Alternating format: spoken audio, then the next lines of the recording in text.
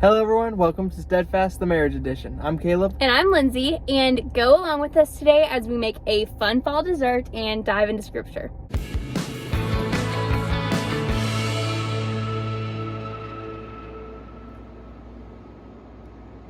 Alrighty, so we're gonna dive into our scripture here in a second, but before we do that, one of the points we're gonna be talking about today, to make sure that you are on the same page with your marriage and everything, is your wife's looks need to decline at the same time that your vision declines. Lindsey, you're so beautiful. He's a mess, but let's dive into our scripture. So it's found in Isaiah 62, verse number 5. So it says, "As a young man marries a young woman, so will your builder marry you. As a bridegroom rejoices over his bride, so will your God rejoice in you." So what we see here is an illustration of the coming Messiah at the time, the coming Messiah's relationship with Israel.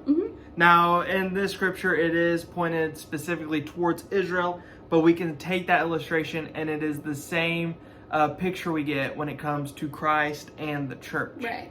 And one of the things I thought of is I thought it specifically mentions a young man and a young woman getting married as more of like a youthful relationship, a playful relationship kind of. One that's like just has constant energy, you know, to serve one another. Yeah, that's great. And I think that's something that Caleb and I have learned and that we've had to experience is whenever you get married, especially when you get married young, something you're going to realize is you go from hanging out with your friends 24/7, your college friends, your high school friends, whatever. You're hanging out with them whenever you don't work, whenever you don't go to school, whenever you have free time. You're hanging out with your friends. Or even when you're studying. Yeah, you're hanging out with your friends, you're playing your sports, you're doing the things you do and the things you like to do. Yeah. And whenever you get married, you go from doing that with your friends and your people to doing that with your spouse and with your husband or your wife. Yeah. And so something big in that is you want to make sure that you're marrying your best friend. Yeah. You want to marry someone that you're going to enjoy spending 24/7 with and enjoy hanging out with 24/7 and having fun with. I will say getting married at 18 and 19, we were like we weren't starting off, but we were in the middle of like, we were doing stuff all the time. Like before we were married, like we were jumping into that college life. Right. And you know, at least as much of a college life as you can have at a Bible college.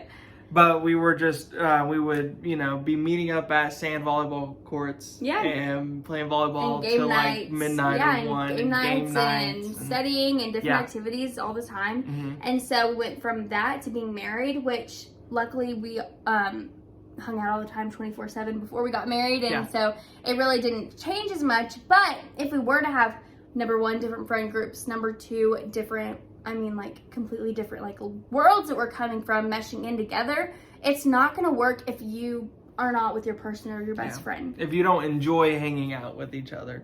Right. You know? And so I think that that's something that younger couples can take away, and people who are getting into dating and engagement season is make sure that you're marrying your best friend, because you're going to spend 24/7 with them. And I think you will be trapped.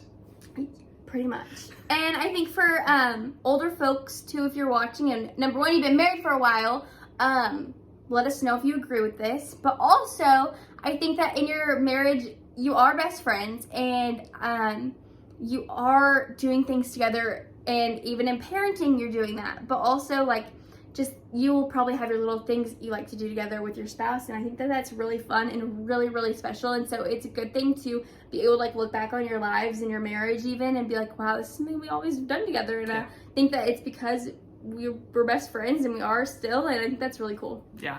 So I guess our challenge would be to just be friends with each other. Yeah, to reflect on your lives, and remember those times when you were like, wow, like, we really are best friends, and this is something we've done throughout our whole marriage, whether it be 20, 30 years of marriage that we've done together that we love because we're best friends and that's what we do. Yeah. And if you have a really cool story of whenever you realized your spouse was your best friend, leave it in the comments. Or you can even email us. What's our email? Steadfast Steadfast Pod JC. We'll have it in the description below. Yeah, look in the description. Don't rely on this. Yeah, don't rely on us, but look in the description below for that. So I think now we should go and check on our dessert. Yeah.